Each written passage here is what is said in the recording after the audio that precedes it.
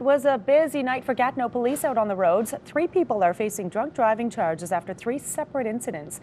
A 19-year-old Gatineau woman was charged after police say a vehicle fled the scene of a crash on Monsignor Forbes Street.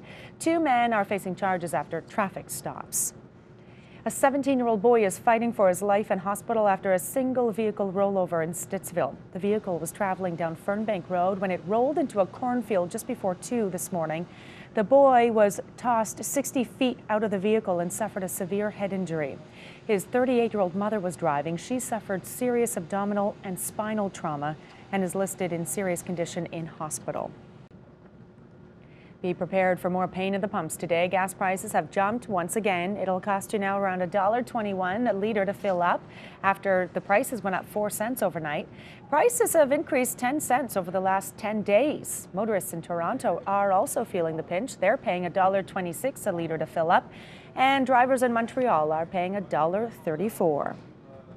A hot, dry summer continues to take a toll on area lakes, rivers and streams, and a lack of rain in the forecast has prompted an increase in the drought threat level. The Rideau Valley Conservation Authority has increased the threat level to 2.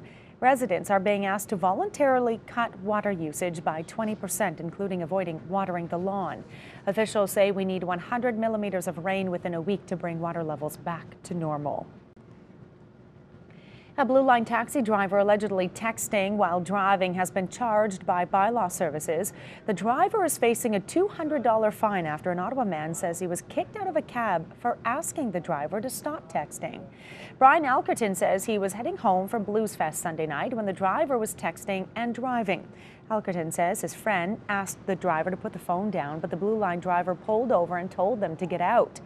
Coventry Connections says it will send a memo to all Blue Line drivers reminding them that it is illegal to use handheld device while driving.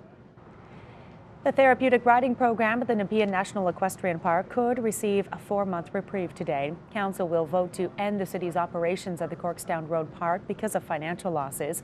But staff believe the city can accommodate the riding program for special needs students and the Ottawa Carleton Association for Persons with Developmental Disabilities until October.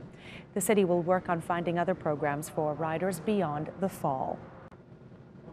A train derailment and explosion in Columbus, Ohio this morning could be seen from miles away. A half-a-kilometer area has been evacuated after a freight train carrying agricultural products derailed and caught fire around 2 a.m. Authorities now say 20,000 gallons of ethanol is burning on board the train. 2 people were injured. And finally, it was the dog days of summer last night at Bluesfest.